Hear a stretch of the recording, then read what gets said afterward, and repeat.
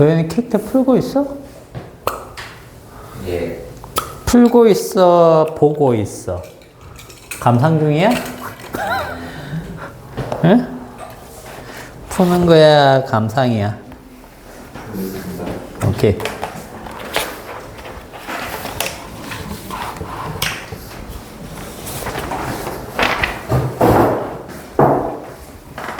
네. 3점. 까먹. 응? 왜? 80m 아니에요, 80m? 왜 80m야? 이유를 생각해봐. 1경이 10m잖아요. 그러니까 생각을 잘 해봐. 네가 뭐 어디에서 실수했는지. 1기압에 70m지 이거는. 8기압 80m? 야! 1기압에 10m. 수면이 몇 기압이야? 1기압이에요. 그래. 그럼 8기압 차이가 나야 되니까 이미 수면이 1기압이잖아. 예. 그럼 7기압만큼 내려가야지. 대기압, 1기압 작용하고 있는데. 네? 물에 대기가 있어요? 아니, 물에서도 대기. 물 수면이 이미 1기압 작용하고 있잖아. 아.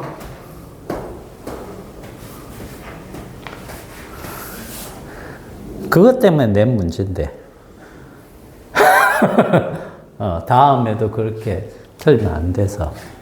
예를 들어서, 한 층 높이가, 자, 이런 거하고 같은 거야. 한 층 높이가, 3m야. 예?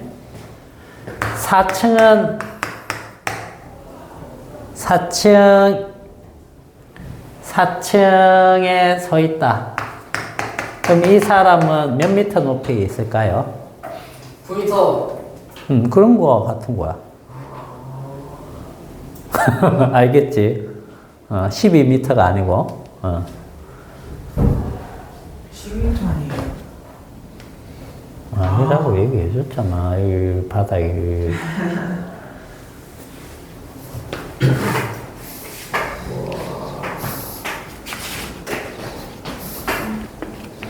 도현이 얼마나 남았어요? 예. 4번만 하면 되나요? 잠깐만요. 1분 기다려줄게.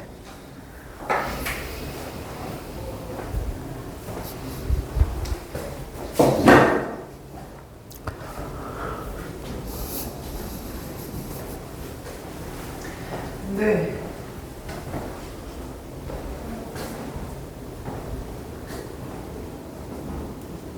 네 분 풀었어? 예.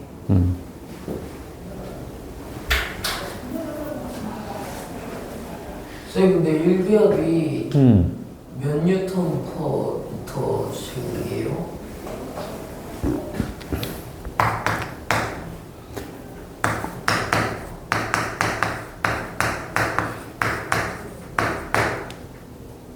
요거야.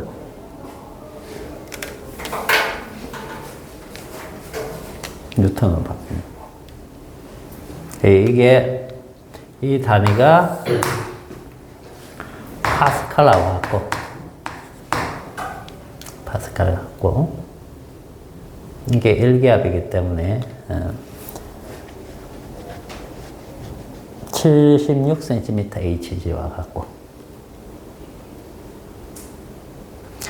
그래서 그거는 외워두는 게 좋습니다. 헥토가 9분의 1이에요, 100이에요. 헥토는 100을 얘기하는 겁니다. 그래서 헥토파스칼 하면은, 요거의 몇 배? 100배. 그래서 봐봐. 요거를 이렇게 쓰면 10의 2승이죠? 그지? 그래서 이렇게 써버리면 헥토파스칼이 되거든.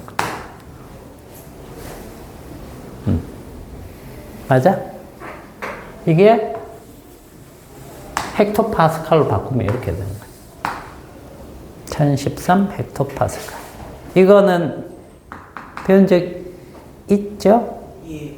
있죠? 엄청 센 거 아니에요? 뭐가? 미터 제곱당 10만 뉴턴이니까 기압이 그쵸? 그러니까 1기압이 물로 따지면 물 10m하고 맞먹는 거죠. 물 10m 기둥을 우리가 얹고 있는 것과 같은 거예요.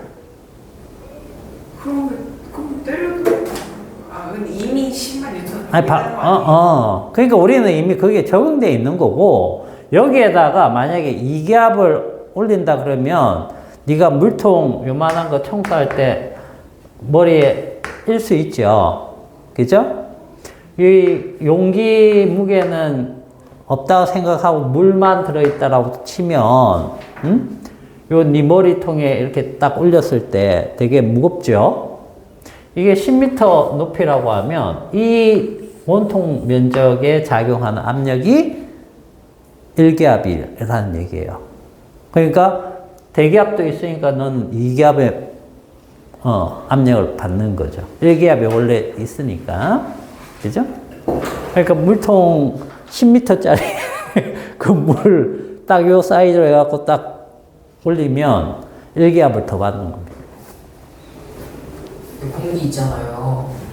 공기에 막 질소 있고 산소 있고 막 그렇잖아요. 근데 그 공기 한 분자도 중력에 영향을 받을 거 아니에요. 그렇죠.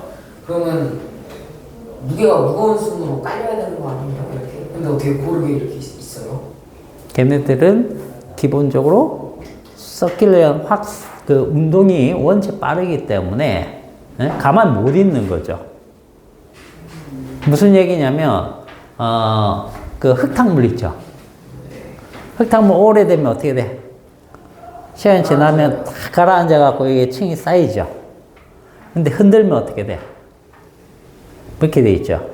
흔든 상태라고 생각하시면 돼요.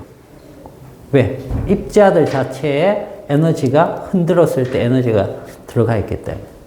근데 중력이 작용하잖아요. 근데 왜 운동량이 감소를 안 하고 계속 방향이 움직여요?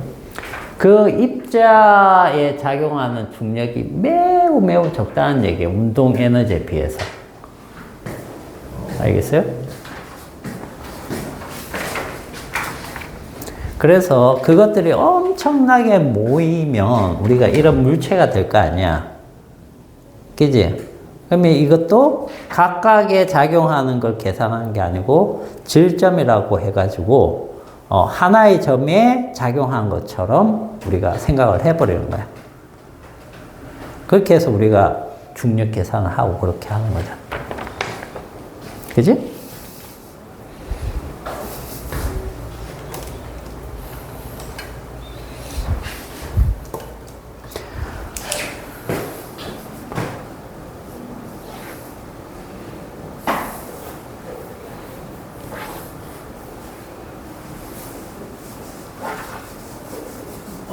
뭐라 그냥 직관에 의해서 푼 거야?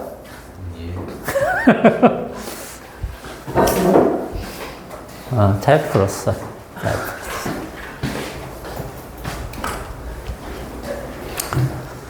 자, 1번은, 뭘로 하시면 돼요? PV는 일정. PV는 일정. 그죠? 근데, 이, 수면에 있는 공기방울, 여기랑, 여기 아래쪽에 있는 공기방울이 반지름이 몇 배 차이가 나는 겁니까? 네. 2배 차이 나죠? 그죠? 근데 부피가 잘못 그렸다. 그죠? 이쪽이 이렇게 부피가 크고 여기가 작죠? 그죠? 반지름 R이라고 치면 자, 요로 갔을 때 부피가 몇 배 되는지 생각을 해보는 겁니다. 이 기포는 구형이기 때문에 3분의 4 파이 R 3승이죠? 9의 부피가. 그죠? 그런데 지름이 2배가 됐기 때문에 반지름도 2배가 되는 거예요. 그죠? 그럼 여기 2R이 되는 거죠. 그럼 부피는 어떻게 될까요? 여기에 V라고 치면 부피는 여기에 2R을 집어넣으면 얼마야? 8R이 되겠죠. 8R 세제곱. 그죠? 그러니까 부피가 8배가 되는 거야. 여기 8V가 되는 거죠. 오케이? 그러면, 자, 여기가 압력이 P라고 치면 여기는 몇 P가 돼야 된다? 8P가 돼야 된다는 얘기가 되겠죠. 두 개의 곱이 같아야 돼요. 그죠? 그러니까 여기가 1기압이기 때문에 여기는 8기압이 되는 거죠. 그죠? 그러니까 이미 1기압이기 때문에 1기압당 10m니까 2기압, 3기압, 4기압, 5기압, 6기압, 7기압, 8기압 하니까 70m를 내려가는 거예요. 그래서 1번이 8기압, 2번이 70m 이렇게 되는 거예요. 이해돼요? 근데 저렇게 기압이 높은데 공기방울이 어떻게 생겨가지고 그게 유지가 돼요? 여기 예. 입자들이 우리가 압력이라고 하는 것은 왜 생기냐면 이런 거야. 이런 용기가 있다라고 가정해 볼게. 그러면 여기에서 얘네가 모든 방향으로 막 엄청나게 어지럽게 운동하고 있겠죠. 그죠? 입자 운동이라는 걸 하니까. 그랬을 때 한쪽 방향으로 이렇게 딱 갔을 때 이 면에 얘가 충돌하죠. 충돌하기 때문에 여기에 작용하는 압력이 생기는 거야. 그러면 충돌 횟수가 많으면 압력이 커지겠죠. 그죠?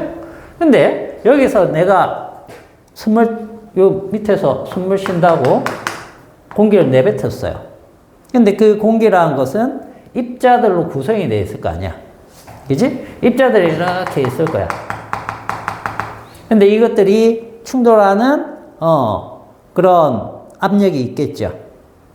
그죠? 그런데 요 물의 압력이 수압이 세니까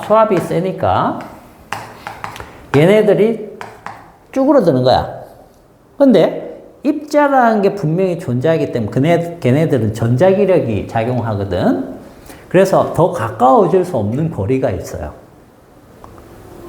그보다 더 가까워지면 뭐가 되는 거야? 액체가 돼버리는 거야. 그보다 더 가까워지면 고체가 될 거고.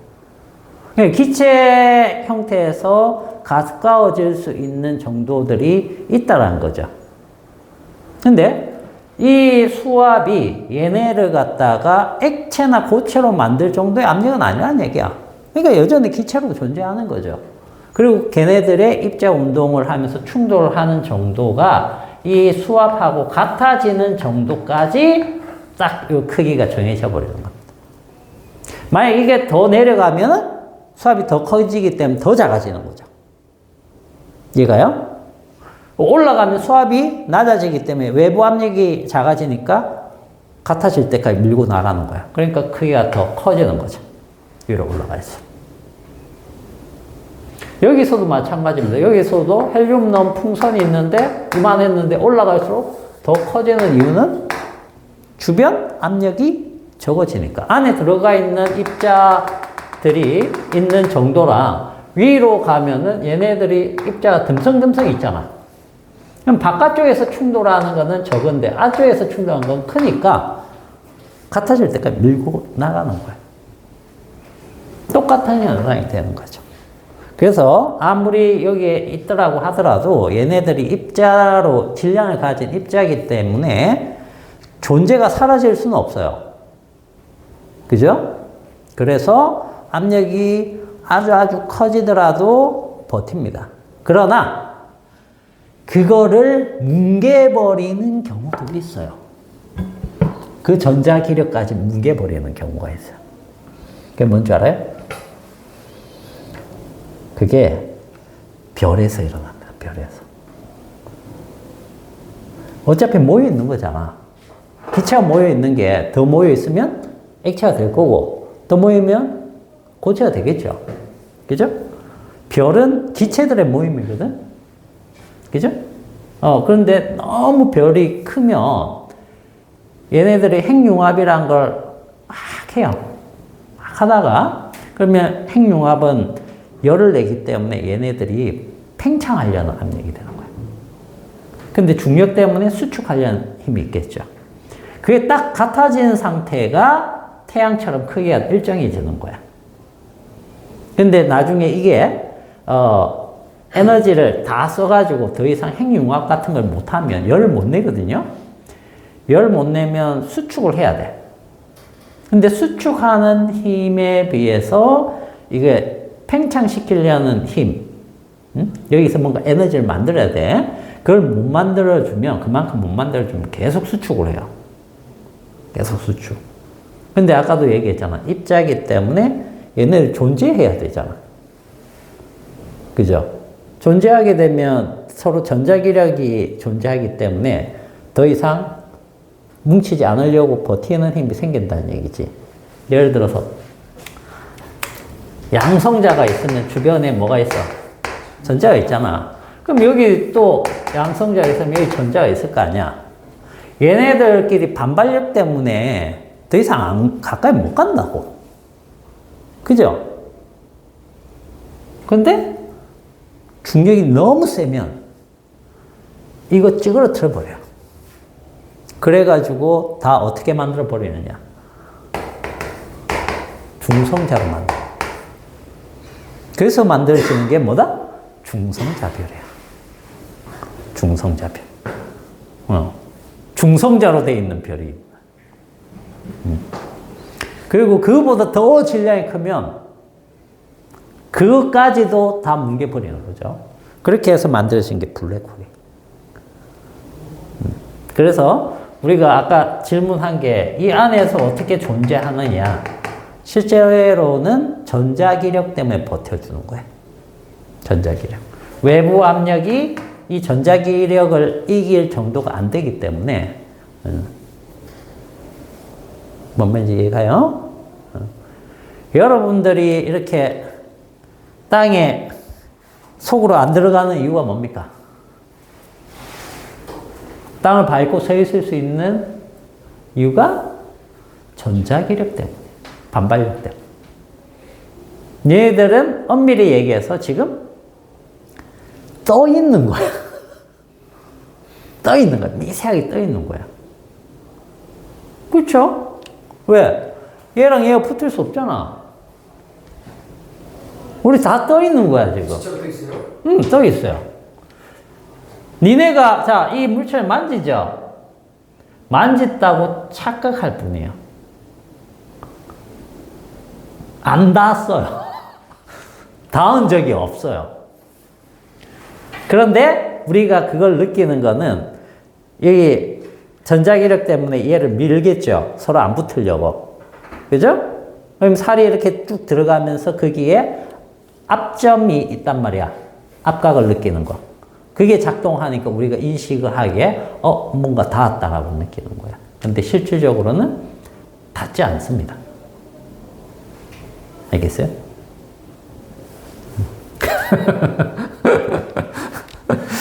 그런 얘기예요. 알겠죠? 그러니까 요거 하나의 이유만 보더라도 그 많은 이론이 들어가 있다는 거야. 자, 그 다음에 2번은 요건 뭐 어떻게 하면 됩니까? 이건 볼샬 법칙으로 그냥 하시면 되죠. 자, 여기 T분의 PV는 T-분의 P-V- 이거 쓰시면 돼요. 오케이? 자, 그리고 3번은 요건 뒤에서 연력학 과정 쪽에서 조금 다룰 건데 이거 꼭 기억하세요. 이것만 기억하세요. 부피 압력이죠. 그죠? 계산하지 않고 그냥 보는 걸 알려드릴게요. 계산 어차피 여러분들 할 줄 아니까. 자, 이 그래프가 뭡니까? 이 그래프가 보일의 법칙에 의한 반비례 곡선이죠? 그죠? 예. 이걸 다른 말로 뭐라고 부르느냐?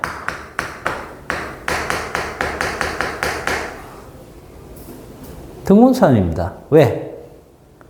보일이 PV는 일정하다라고 얘기한 전제 조건이 뭐였습니까? 기온 온도 일정할 때라고 했잖아. 여기 있는 점들은 전부 다 온도가 일정한.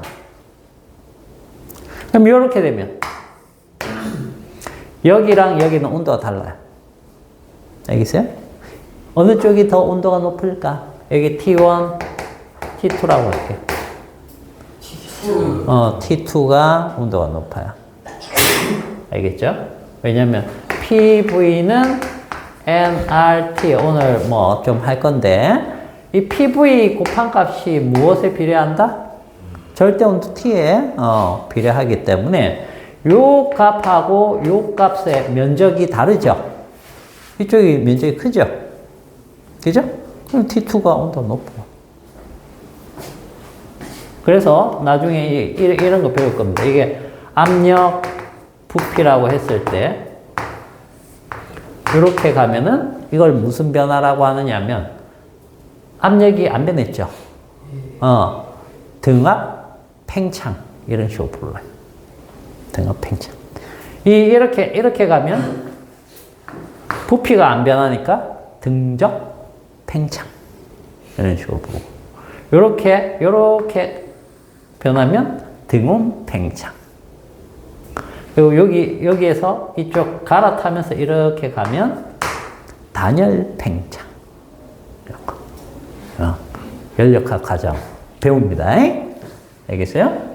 그래서 이 그래프는 보일 그래프이죠. 이게 굉장히 중요한 그래프예요. 이걸 알면 연력학 과정이 그냥 순식간에 돼버려요. 그 다음에 하도록 하겠습니다. 그 다음에 4번은 이거 쓰시면 됩니다. 자, V는 이렇게 보면 되겠죠. V0 플러스 이 V0가 뭡니까? 영도시 초소. 1기압이 0도씨 기체 부피예요. 죄송합니다. 알겠어요? 1기압일 때. 자, 그러면 요게 V0에 자, 1도 올라갈 때마다 0도씨 기체 부피의 273분의 1씩 올라가거든요. 그래서 273분의 T도씨입니다. 그죠? 지금 절대 온도가 나와 있죠. 546켈빈이면 몇 도씨죠? 273. 273이죠. 여기 273이에요. 그러니까 약분하니까 여기 1이 2배가 되는 거죠. 1배 더 증가하는 거죠. 그래서 부피가 처음 546이었는데 그것의 2배가 돼버리기 때문에 1092ml가 되는 겁니다. 오케이? 이렇게 푸시면 돼요. 자, 퀵10은 이렇게 보도록 하고 도현이가 몇 점이었지? 3.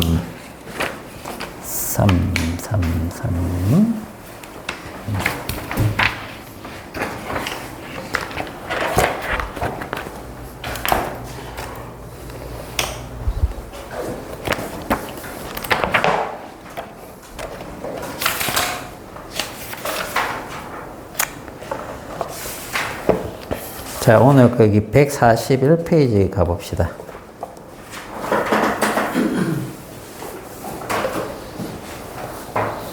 자, 141페이지 아래쪽에 보시면 이제 이상기체 상태 방정식 나와 있지요? 그죠?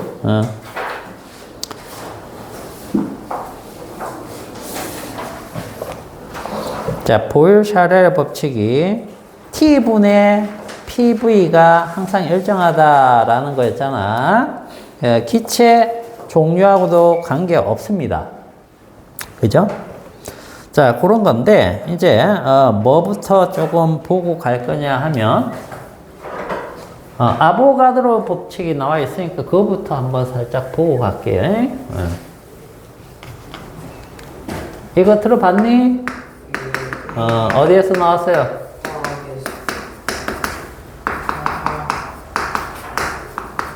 특히 화학에서 중요합니다. 알겠죠? 지금 하고 있는 부분은 화학하고 겹치는 부분이에요, 사실. 화학에서 배웠니? 예. 그죠? 이상기체 상태 방정식 배웠지요? 그렇게 돼. 자, 그래서 아보가드로의 법칙은 뭘 얘기하는 겁니까? 온도와 압력이 일정할 때, 그죠?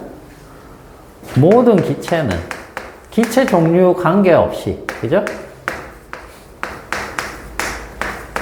같은 부피 속에 같은 수의 입자를 포함한다. 이때 입자가 분자가 되는 거죠. 이게 이제 아보가드로의 법칙입니다. 그지? 원자량, 분자량은 이해하죠? 그죠? 자, 그래서 얘가 이제, 얘기하는 것이, 자, CO2가, 이렇게 있으면, 같은 부피에 대해서 O2는 똑같이 이렇게 있어야 된다. 그런 뜻입니다. 알겠죠? 이게 CO2다, CO2. 네, O2다. 같은 수가 들어 있어야 된다. 오케이? 자, 원자량은 뭘 얘기하는 거야, 원자량은? 기본적인 것들 한번 물어봅시다. 원자량이 뭐예요?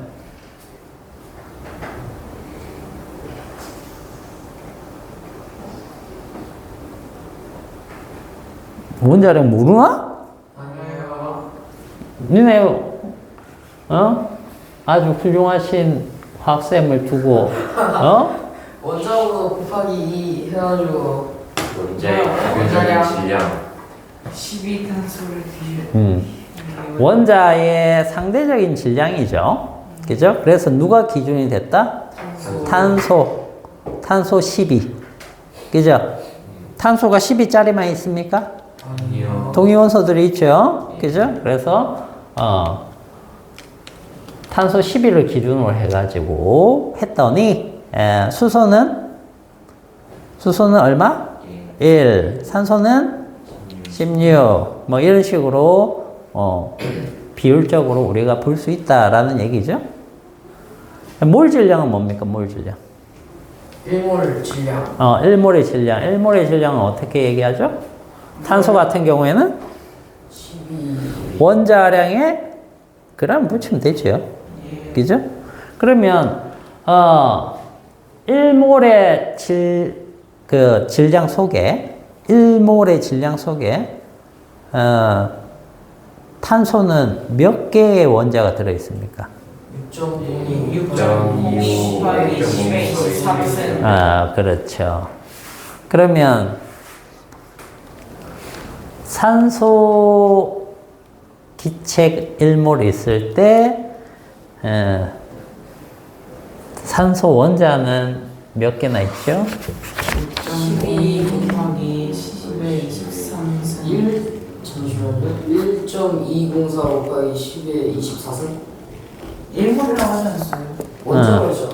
그렇죠. 원자라고 물어봤죠. 12.04 음. 2몰이 있는 거죠. 2몰이 있죠. 그렇게 얘기하면 되죠. 자, 그래서 분자량과 원자량 개념 알아야 되고 아보가드로 수 알아야 되겠죠. 그죠?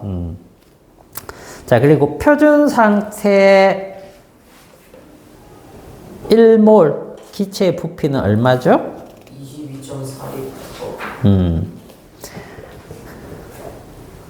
자, 1리터는 몇 세제곱입니까?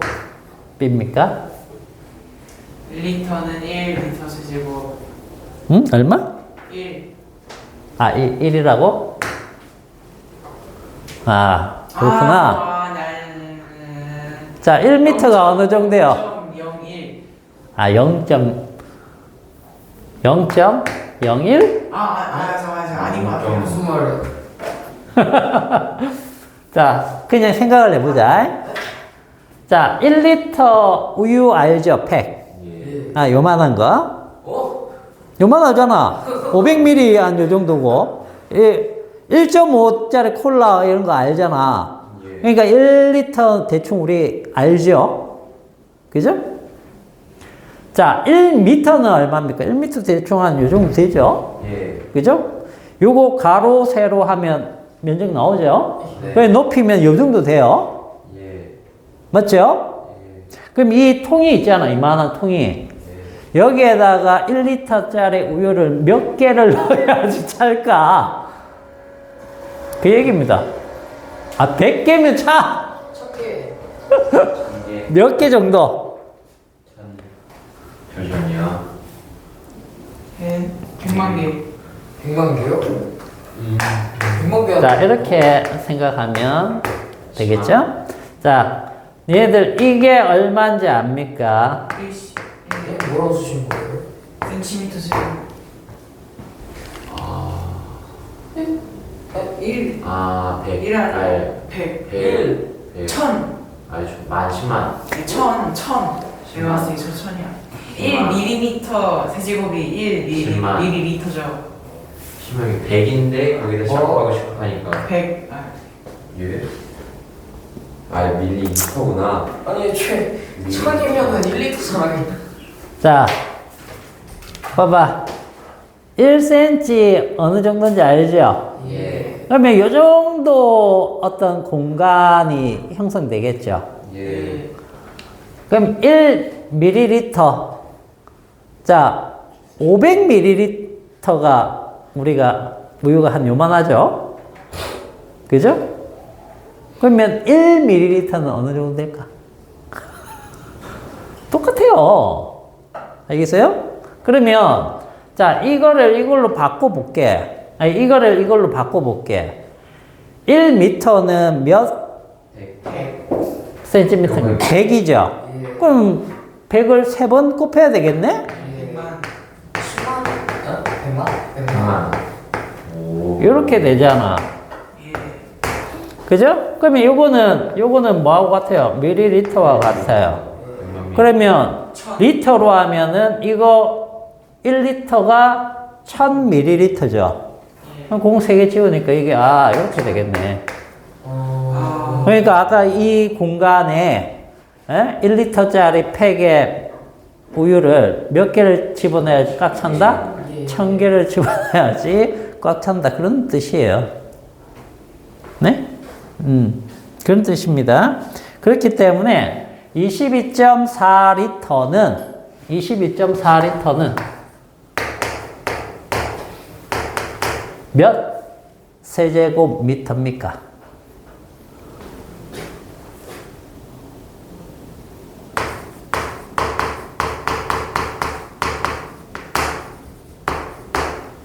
준비랑. 맞죠? 예. 2.24로 하면은 얼마입니까? 11 마이너스 2. 이렇게 되죠? 예. 오케이? 그래서 숫자를 넣을 때, 이제 우리 여기에서 이제 계산하거나 할 때, 저기 기체상수 계산하는 게 있습니다. 기체상수. 기체상수가 뭐냐면, 1몰의 기체라고 하면, 기체 종류하고 관계없이, 응? 이런 값을 가진다, 이 얘기야.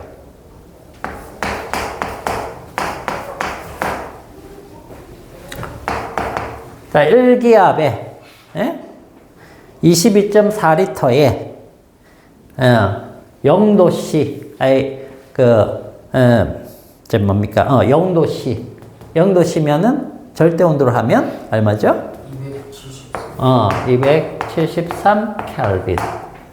그러면 1기압은 아까 얼마라고 했죠? 뉴턴 퍼 제곱미터로 계산을 하면 1.013 곱하기 10의 5승이라고 했죠? 예. 그죠? 그 다음에 저 부피 이걸로 넣어야 되잖아. 자, 요요 숫자 때문에 이제 요걸로 보통 이제 넣습니다. 이렇게 뭐 이걸 넣어도 상관없죠. 그죠? 그래서 2.24 곱하기 10의 마이너스 2승 이렇게 넣어서 계산을 하면 요게 8.31 정도가 나온다는 뜻이에요. 자, 그게 책에 나와 있죠? 그래서 단위는 줄, 퍼, 켈빈, 몰. 1몰당. 켈빈, 1켈빈당. 이 정도의 에너지. 요거를 가진다. 이게 기체 상수라 얘기예요. 에너지. 그게 뭐였죠? 킬로그램. 줄은 뉴턴 미터입니다. 뉴턴미터. 1뉴턴의 힘으로 1미터를 이동시키는데 사용되는 에너지. 그게 1줄이에요. 뉴턴이 킬로그램 곱하기 미터 제곱. 그렇지. 이거 킬로그램 미터 퍼 세크의 제곱에 미터 이렇게 된 거죠. 그래서 킬로그램 제곱 이렇게. 이게 줄이야, 이게.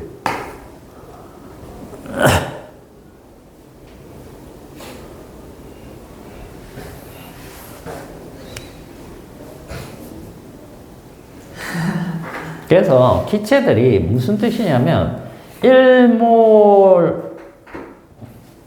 1몰로 잡고 온도를 1켈빈으로 딱 잡았을 때 에너지 뭐라고 할까요?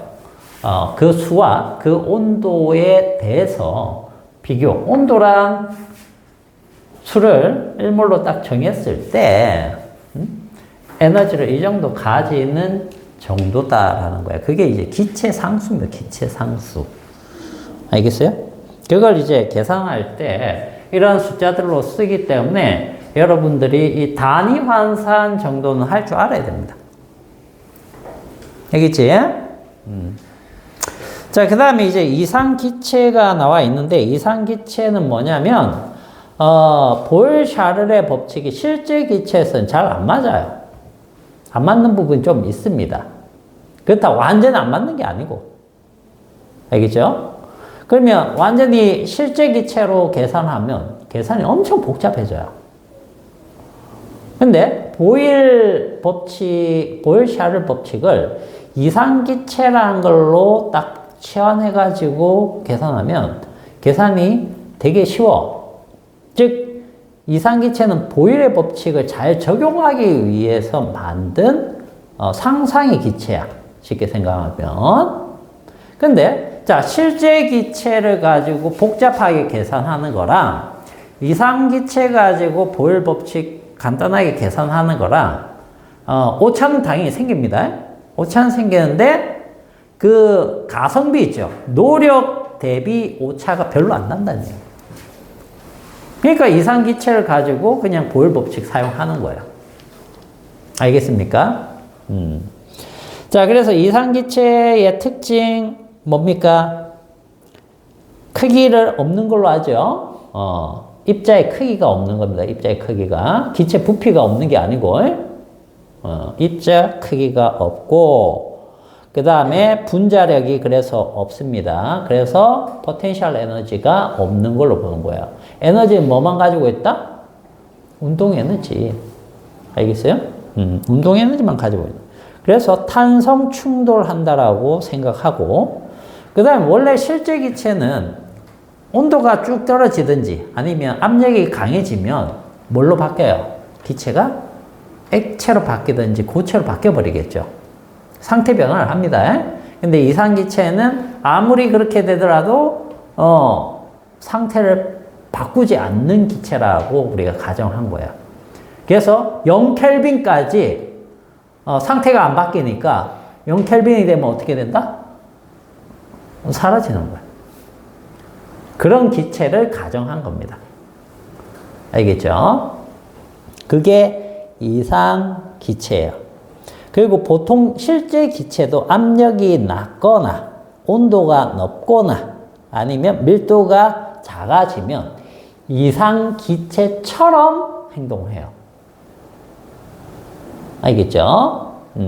그래서 그런 걸 이용을 해가지고 우리가 계산에 쓴다 이렇게 생각하시면 되겠어요. 자, 그래서 우리가 아까 보일-샤르의 법칙이 T분의 PV가 항상 일정한 값을 가지는데 이 일정한 값이 1몰일 때는 R입니다. 그리고 이게 얼마? 이렇게 나온다는 얘기예요. 알겠어요? 그래서 1몰일 때 이렇게 나오기 때문에 N몰이면 요거의 N배가 되겠죠. 그죠? N배가 되기 때문에 결국 T분의 PV는 nR과 같고 그래서 PV가 nRT가 됐다. 그래서 압력 곱하기 부피는 몰수, 몰수죠. 몰수 곱하기 기체 상수 곱하기 절대 온도. 이렇게 표현이 가능한 게 이상 기체 상태 방정식이다. 이렇게 생각하시면 되겠어요. 요거는 화학에서도 나오니까 이미 다 외우고 있겠죠? 그죠? 자, 그 이상기체 상태 방정식의 다른 표현도 한번 봐두세요. 몰수를 갖다가 분자량분의 질량, large m분의 small m. 그지? 그 다음에 아보가드로 수분의 실제 수, 분자수, 그걸로 표현할 수 있으니까 n0분의 n. 이렇게 표현되니까 그 밑에 식이 바뀌는 걸 알 수 있을 겁니다. 자, 그 다음에 143페이지 한번 보세요. 143페이지. 자, 여기는 책에 오타가 좀 많다. 좀 고쳐보자. 자, 첫 줄부터 틀렸어요. 첫 줄부터 개판이야. 왜 이렇게 막 엉망이야. 자, 보일-샤르의 법칙 해가지고 뭐라고 적혀 있어야 돼요? T0분의 P0 V0가 T분의 PV 이렇게 나와 있어야 되겠죠? 고쳐 놓으세요. 여기 요 자리에 T0하고 T가 적혀 있을 거야. 그지? 자, 그 다음에 두 번째 줄에 기체의 질량 M이라고 하면 밀도를 표현했는데 밀도가 이렇게 적혀 있을 거예요.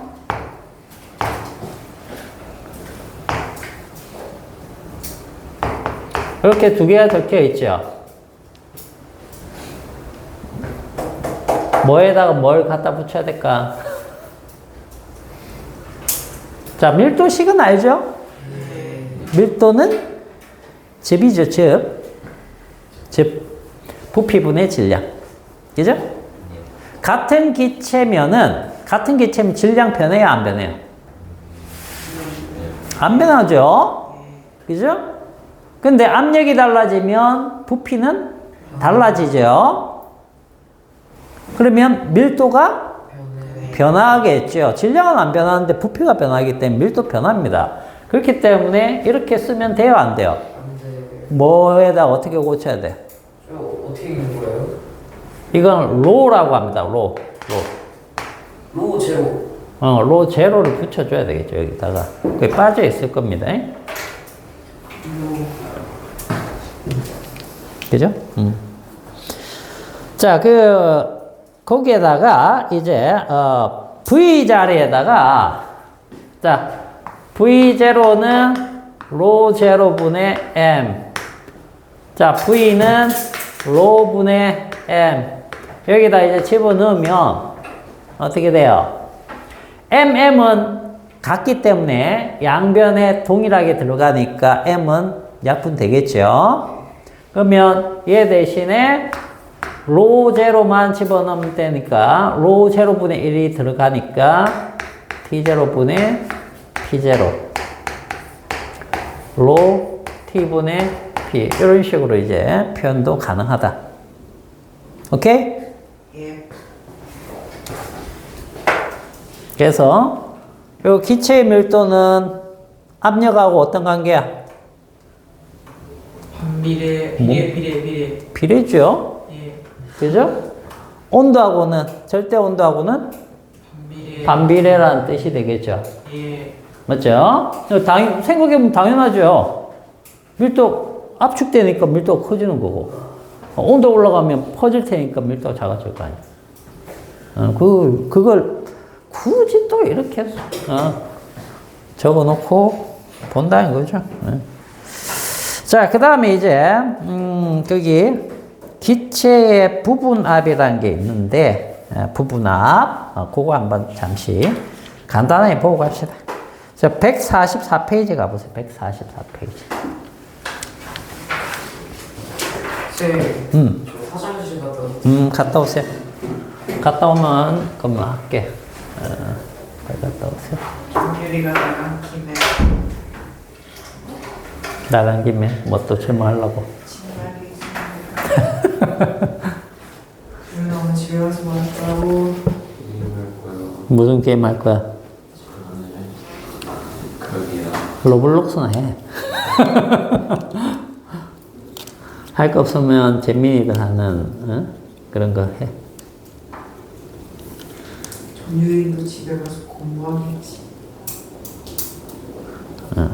오늘 금요일이지. 예. 넌 집에 가면 뭐 할 건데? 게임한테. 무슨 게임 하는데?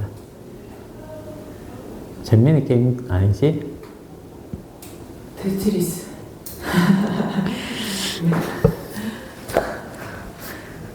죄송합니다.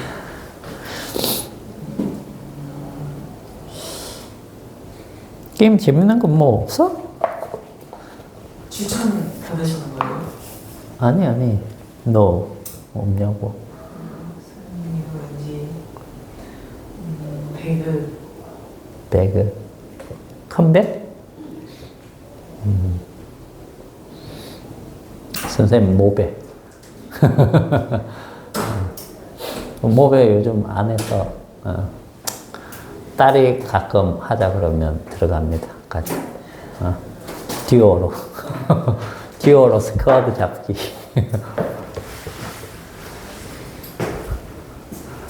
자, 그러면 부분압 한번 보죠.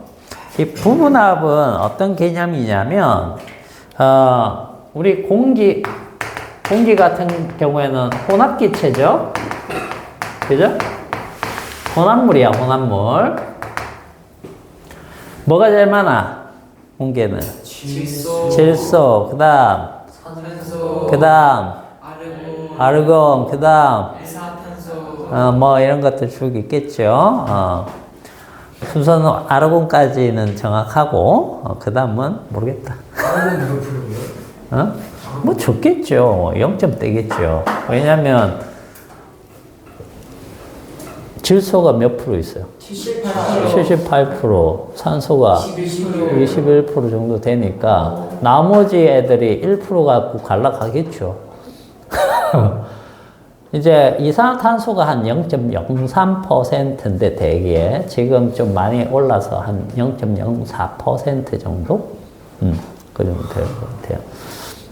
온실기체가 많이 이제 증가해가지고 지구온난화가 심해지고 있죠. 자, 어쨌든 이렇게 여러 가지 기체가 섞여 있을 때요, 얘네들끼리 부분적으로 압력을 작용한다는 얘기예요. 그 부분적인 압력을 다 합쳐버리면 뭐가 된다? 전체 압력이 된다. 근데 그 부분 압력이 어떤 의미냐만 이해하시면 돼요. 자, 전체 부피가 이만큼 있어요, 이만큼. 전체 부피예요, 이게 전체 부피. 그럼 여기에, 예를 들어서, 세 가지가 들어갈까? 세 가지 들어가자. A, B, C 기체가 들어간다고 쳐볼게. 알겠지? 그래서, 자, A가 이만큼, 그 다음에 B가 이만큼, C가 이만큼 들어간다라고 가정해보자. 그러면 얘네들이 부분합이 어느 정도가 될까라고 했을 때 부분합의 개념은 이겁니다. 전체 부피 있죠? 여기에다가 A만 딱 집어넣는 거야. 그러면 A만 집어넣으면 어떨까? 이 공간에 있을 때하고 이 공간에 있을 때하고 이 공간에 있을 때 훨씬 이렇게 퍼져나가겠죠? 그러면 벽면에 충돌하는 게 어떨까?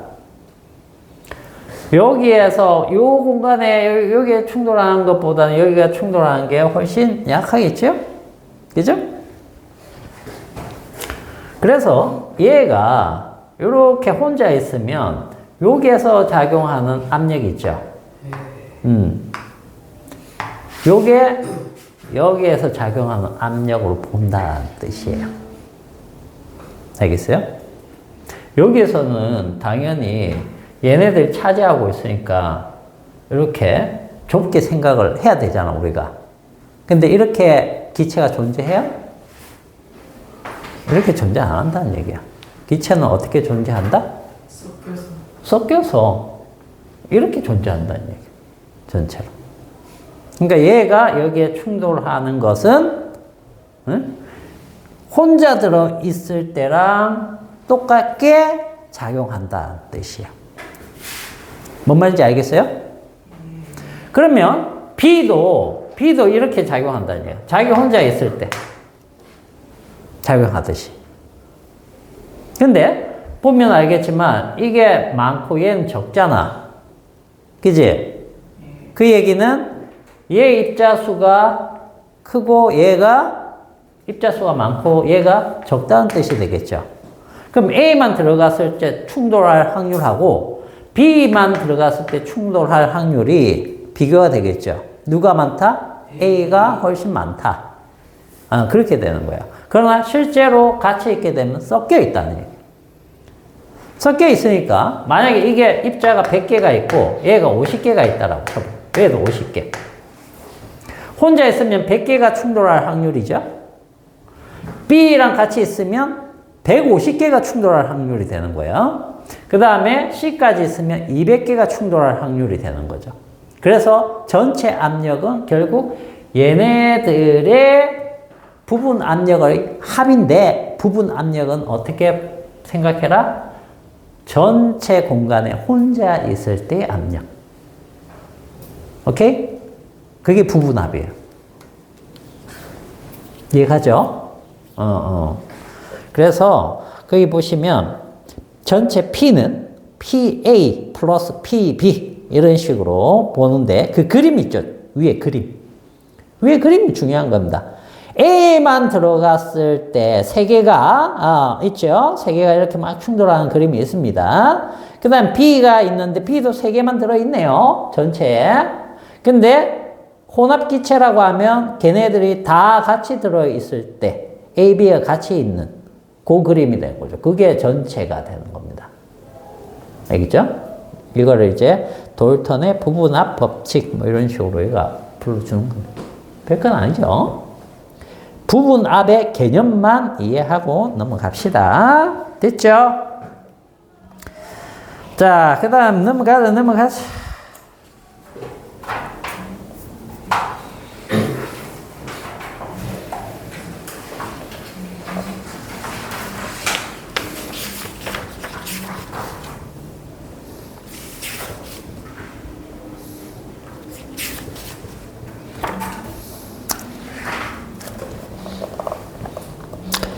자, 이제 그 146페이지 가시면 여기는 이걸 다 또 증명하려면은 피곤한데 이거 문제 다 하고 있냐? 자, 요거는 간단하게 보고 가야 되겠다. 자, 146페이지 잠시 보세요. 이건 기체 분자의 운동과 압력해서 자, 기체 분자는 기본적으로 열 운동을 합니다. 열 운동이란 게 뭐예요? 에너지를 가지고 있기 때문에 온 사방으로 스스로 끊임없이 움직이는 그런 운동을 한다는 뜻이에요. 그러다 보니까 이런 공간에 있을 때 이게 만약에 그런 입자다, 기체 입자다라고 하면 모든 방향 움직이다 보니까 충돌하고 또 가다가 충돌하고 이렇게 되겠죠. 그죠? 자, 그것을 우리가 속도를 구해가지고 걔네들의 속도를 구해가지고 뭘 할 거냐 하면 운동 에너지를 구해볼 거예요. 운동 에너지를 구해볼 건데 얘들아 봐봐.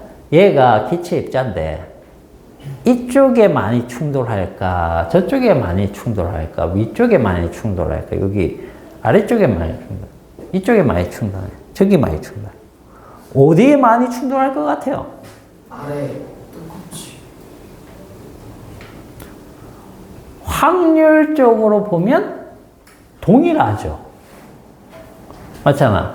주사위가 있는데 1에서 6까지 있는데 주사위를 수억 번 굴린다라고 쳐보자. 그죠? 수억 번 굴리게 되면 1이 나올 확률과 2가 나올 확률과 6까지 나올 확률이 어때요? 같아지는 거죠. 그렇기 때문에 확률적으로 결국 어느 한 면에 작용하는 확률이 모든 면이 같기 때문에 뭐만 구해본다는 얘기예요? 하나의 면. 그죠? 하나의 면에 대해서 우리가 속도를 구할 수 있으면 뭘 해주면 돼요? 전체 면에 대해서 생각을 하고 그리고 전체 운동 에너지를 구할 수 있다는 개념이에요. 그 전체 운동 에너지는 무엇과 같아지느냐면 평균 운동 에너지와 같게 생각을 해서 우리가 얘기를 할 수 있다는 뜻이 되는 거죠. 무슨 개념이 이해가니? 그래서 요거를 한번 살짝 봅시다.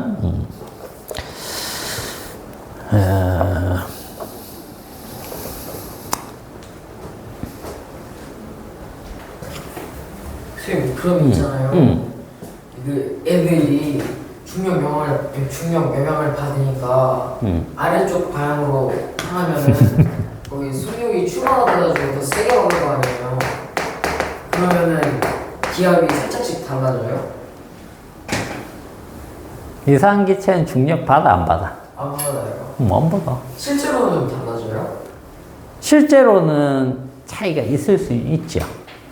왜냐면 자, 지구가 이렇게 있으면 이 대기가 이렇게 있죠? 어디에 기체 입자들이 많아요? 아래쪽에 많잖아. 실제로는 달라지는 거야. 위로 가면 적죠? 이쪽이 압력이 커지는 거야. 기본적으로. 중력의 영향을 받습니다. 거시적으로 보면. 그러나 이런 작은 공간에서는 차이가 없다라고 봐도 되는 거죠. 그러니까 이상기체로 봐버려도 상관없다는 거예요. 오차가 그것 때문에 심하게 나질 않는다는 뜻이에요. 근데 이 공간과 이 공간, 대륙권과 열권 쪽에 얘기를 할 때는 당연히 중력에 의해서 이쪽이 많이 몰려 있기 때문에 이쪽에 대한 것을 얘기할 때는 그걸 생각했겠죠. 그리고 여기랑 여기를 이미 차이를 뒀잖아. 그지? 차이를 뒀기 때문에 여기에 대한 것만 생각하면 되는 거예요. 그러니까 결과적으로는 우리가 어떤 이 부분을 이렇게 본다라고 하면 중력 영향을 고려해야 되겠죠? 그죠? 그러나 국지적인 규모에 대해서, 작은 규모에 대해서 우리가 본 거면 중력 영향 고려를 안 해도 크게 상관없다는 뜻이에요. 그러니까 이상기체로 그냥 다 해버리는 겁니다. 오케이? 그러니까 실제 기체에 대한 계산을 할 때가 있을 겁니다. 복잡한 계산. 그런 건 반드시 이렇게 그런 것들을 충분히 고려해야 되는 상황에서 하면 되기 때문에 가성비가 이쪽 계산이 훨씬 좋다는 얘기가 되는 거예요. 오케이?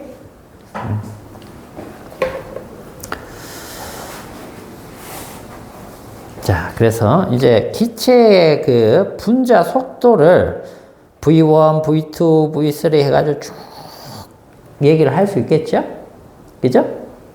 걔를 갖다가 총 N개 있으니까, 그걸로 나누면, 그냥 값이 탁 나올 것 같지만, 실제로, 그렇게 되면 0이 나옵니다. 이게 무슨 뜻이에요? 봐봐. 요거 V1, V2, V3 해서 V의 N개까지 겁나 많잖아, 이 안에. 우리 평균 이렇게 내죠. 우리는 지금 뭘 알고 싶으냐면, 분명히 빠른 애도 있고 느린 애도 있을 거야. 그지? 우리 운동 에너지를 구해야 되니까 속도가 빠른 애도 있고 느린 애도 있는데 그 중에 어떤 A 값을 구하고자 하는 거야? 평균적인 A의 값을 구하고자 하는 거죠. 그죠? 그럼 평균값 구할 때 우리 어떻게 구해요? 다 더해서 그냥 나누죠. 근데 기체 입자를 이렇게 하면은 어떤 결과가 나오느냐? 이렇게 나와요. 왜? 그렇죠. 벡터니까. 벡터 계산이 되니까 이거 0이 돼버린 거야. 그래서 이거 이렇게 안 하고요. 어떻게 한다? 이게 평균이라고 치면 이게 원래 평균 이렇게 돼야 되는 거죠? 이렇게 안 하고 제곱을 시키는 거야. 0제곱 플러스 0 아니에요? 응? 아니, 이렇게 제곱. 제곱을 시키면 어떤 결과가 나오느냐면 얘네들이 다 제곱이 되는 거죠. 제곱 시키면 요 안에서 제곱 막 할 거 아니야. 그죠? 실제로는 내가 이렇게 전체 제곱했지만 전체 제곱하면 다 이걸 해야 되니까 복잡하겠지만 이런 개념이라는 얘기야. 하나당 다 제곱이 붙으면 어떤 결과가 생기겠니? 하나씩만요? 하나씩 다 전체 아니라. 제곱이 붙어버린다면. 크기만 남는 거야. 무슨 뜻이냐면 이런 거야. 요거랑 요거 알겠어요? 이런 식으로 되면은 크기만 남죠. 이게 스칼라 곱이잖아. 아니, 그 스칼라 곱. 스칼라 곱 모르나? 내적이잖아. 내적. 외적일 순 없어요. 외적은 이렇게 해야 되겠죠? 근데 내적 이름은 뭐예요? 까먹어가지고. 까먹어가지고. 오늘 요거 좀 하자. 예. 저건 다음 시간에, 들어가도록 하고. 어차피 벡터 얘기도 조금 하긴 해야 되니까. 시간이, 보자. 그거 하면 딱 끝나겠다. 봐봐. 벡터라는 값이 있다. 그죠? AB가 있는데, 벡터 계산에서 벡터의 곱하기는 두 가지가 있다라고 생각하시면 돼요. 원래는 세 가지 있는데 두 가지만 우리는 다룹니다. 마지막 하나는 우리가 다룰 일이 없을 것 같아. 그리고 다루면 그때 가서 배우면 돼. 자, 요렇게 곱하는 게 있고, 요렇게 곱하는 형태가 있어요. 방식이 달라요, 아예. 곱하기 방식이. 그럼 이거를 우리가 내적이라고 부르고, 또는 도트, 점이 도트죠? 도트 곱이라고도 부르고, 그 다음에 스칼라 곱이라고도 불러요. 자, 요건 지워버릴게. 요거는 다음 시간에 하면 되니까. 자, 얘는 뭐냐면, 외적이라고 부르고, 크로스 곱입니다. 크로스 곱. 그 다음에, 요게 벡터 곱이라고도 부릅니다. 다 이 이름이 이유가 있어요. 일단 딱 보니까 이게 직관적이네. 도트, 크로스. 맞죠? 그러면 이걸 이렇게 계산을 하면 결과값이 뭐가 나오느냐 하면 스칼라가 나온다는 뜻이야. 크기만 있는 거. 알겠지? 그 다음에 얘는 계산하고 나면 결과가 뭘로 나온다? 또 방향이 있는 벡터가 나온다는 뜻이야. 알겠지? 그럼 이제 내적, 외적은 뭐냐? 이거 한번 보자. 봐봐. 얘는 얘랑 같아요. 요거랑 같고, 크기는 이렇게 나옵니다. A, B. A의 크기와 B의 크기 곱하기 코사인 세타인데, 자, 봐봐. 자, 여기에 B 벡터, 뭐 A 벡터 이렇게 있다라고 쳐볼게. 그리고 사이가 이게 세타야. 그지? 그럼 이쪽에서 빛을 수직으로 이렇게 탁, 여기에 수직으로 쫙 비추면, 여기 어떻게 돼요? 여기 수직으로 이렇게 탁, 그림자가 생기겠지.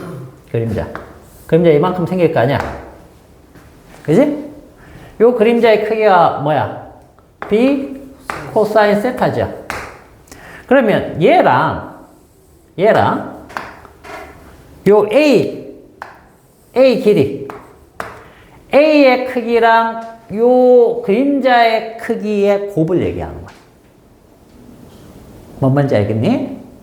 그리고 얘네가 있는 평면이 칠판 평면이죠. 그 평면에 그대로 있는 거야. 안에 있는 거야. 그래서 내적이라는 표현을 쓰는 거야. 그러면 얘는 어떻게 하느냐면 얘는 자, 여기가 A 벡터. 자, 여기가 B 벡터야. 사이가 세타인데 얘는 각도 회전 방향이 있어요. 각도 회전 방향. 알겠어? 그래서 자, 오른손으로 A 크로스 B면 A 쪽에서 B 쪽으로 회전시킵니다. 그럼 엄지를 피면 그 엄지 방향이 이쪽으로 나타나죠. 이게 A 크로스 B의 방향이 되는 거야. 그러면 봐봐. 이거랑 같은지 한번 보자. 위에는 바꿔도 같았죠. 이거는 이렇게 바꾸면 안 돼요. B 크로스 A는 이쪽에서 이렇게 회전시켜서 곱하는 거기 때문에 엄지를 피면 아래쪽으로 나와요. 아래쪽으로. 크기는 같고. 알겠어? 그래서 아래쪽으로 나오기 때문에 이게 B 크로스 A 벡터와 같은 거야. 이걸 C라고 잡으면, C 벡터라고 하면 이거는 마이너스 C 벡터야. 반대 방향이니까. 알겠니? 그리고 크기는 이렇게 됐을 때 요게 요 길이가 얼마야? 수직으로 딱 내렸을 때 A 사인 세타죠. 그죠? 요 크기를 요 B랑 곱하는 거야. 그래서 얘는 크기가 어떻게 나오느냐면 A, B 사인 세타 이렇게. 방향은 얘가 존재하는 평면 있죠? A와 B가 존재하는 평면에서 수직으로 밖으로 튀어나왔죠? 이게 얘네들에 대해서 수직으로 밖으로 튀어나왔죠? 밖으로 튀어나왔기 때문에 외적이라고 하는 거야. 이해 가나? 이런 거 배운 적 있어, 없어? 있어요. 어디에서 배웠어? 세븐틴. 아, 전기역학. 그렇죠. 이거. 그 FBI. 이게 전류의 방향. 이게 자기장의 방향. 이 두 개가 나란하면 힘이 없어요. 근데 이게 점점점 벌어져 가지고 각도가 생기면 이 힘이 점점점 생기는 거죠. 그래서 90도가 됐을 때 가장 큰 힘을 내요. 90도 되면 얼마야? 1이죠. 그러니까 AB만큼 되겠죠. 곱이에. 그죠? 이 두의 곱에 비례하는 크기로 이렇게 나타나는 거야. 그래서 힘이잖아. 이쪽 방향 힘하고 이쪽 방향 힘 다른 거잖아. 이걸 우리 어떻게 배웠어요? 이걸로 해갖고 여기 올려가지고 이걸로 배웠잖아. 실제로. 기억나지? 오른손. 전류, 자기장. 이렇게 맞춰야 돼, 이렇게. 너는 오른손을 이걸로 하고 있잖아. 왼손에다가 해야지. 이렇게. 이게 플레밍의 왼손 법칙이야. 오른손으로 이걸 쓰지만 왼손 법칙이야, 원래는. 공식 명칭이. 알겠어요? 플레밍의 왼손 법칙. 이걸 이렇게 하면 꺾는 게 힘들어요. 그 오른손으로 이렇게 맞추면 쉽잖아. 얼마나 쉬워, 이렇게 왔다 갔다 왔다 갔다. 이게 꺾는 것 자체가 어려워. 이게 벡터 계산인 벡터 계산. 특히 외적, 이거 우리 배운 거야, 이게. 알겠어요? 그러면은 어떤 물체에다가 실 매달아놓고 이렇게 당기면 물체가 여기로 가려고 그래요? 외적이면 그게 크로스 곱이면. 근데 이렇게 당긴다고 그냥 푹 올라가는 게 아니고, 알겠어? 이런 거 있죠. 니네 돌림인 배웠잖아. 돌림인 그 나사 있죠, 나사. 나사 이렇게 돌리면 어떻게 가요? 앞으로 가죠. 요 평면에서 힘을 이렇게 줬는데, 이쪽 평면에서 이렇게 줬는데, 얘가 이렇게 진행을 해요. 반대로 이렇게 회전시키면 이렇게 진행을 한다고. 이거잖아. 이쪽으로 회전시키니까 이렇게 쭉 진행하고, 반대로 이렇게 회전시키고 이렇게 뒤로 후퇴하잖아. 문고리 전부 다 이거잖아. 나사. 길 따라가는 거 아니에요? 파이어 있는 거? 그래. 그게 이거잖아. 그 힘이 그 방향으로 존재를 하기 때문에.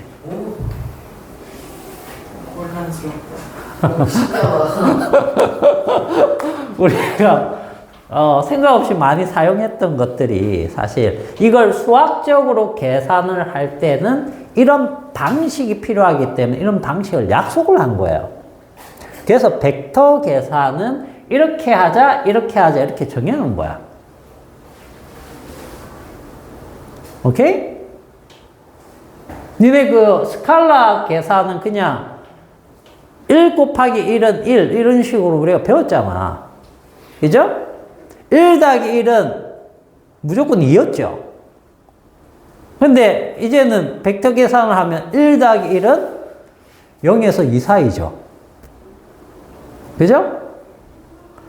그렇게 우리가 정의를 해 가면서 오류 나지 않게 정의를 해 가면서 수학에서 그걸 틀을 만들어 놓은 거예요. 그 틀을 물리학에서 쓰고 있는 겁니다. 물리학은 뭘 바탕으로 해요? 수학을 바탕으로 하기 때문에 물리량 어떤 현상에 대한 것들을 전부 다 그 현상에 맞게 수학적으로 표현하고 따라가다 보니까 이렇게 되더라는 얘기야. 실제 현상에서도 수학에서 표현해 준 그 방식대로 계산하니까 되더라는 얘기예요. 그래서 우리가 하는 거야. 이 방식으로. 선생님, TPL이 뭔지 아세요? 뭐? TPL? 물올이 뭔지 아세요? 물리 올림피아드요. 왜? 그 왜? 그냥 물어보고. 야, 그냥 물어보지 말고, 물리 올림피아드, 화학 올림피아드 뭐 다 있었죠. 다 있는데 뭐 나가보려고? 응? 저그 데이터에 있는 쌤이 화울 은사한테 빼갖고 거기 나간 애들 좀 대단한 애들부터 해가지고 많죠. 근데 일단 올림피아드 요즘은 하는지 모르겠다. 그 세계 올림피아드 나가고 하는 것들 보면은 장난 아니죠. 걔네들은 세계대회도 있습니다. 세계대회도 그리고 국내에서 또 개최하는 것도 있고 뭐 그런데 그건 지금 하는지 모르겠네. 어쨌든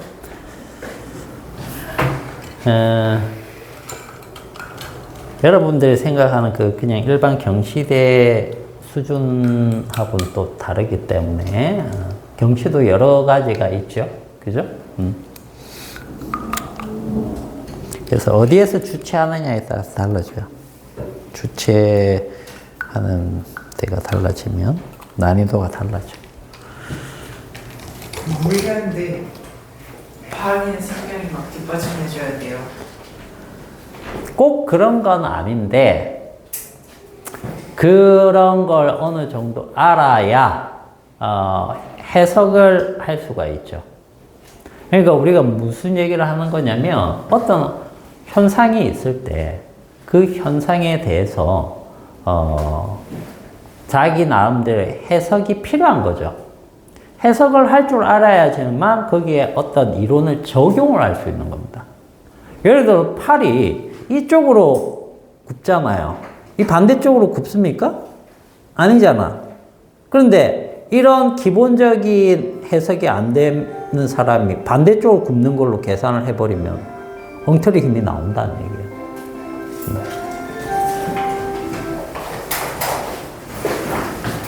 우산 챙기고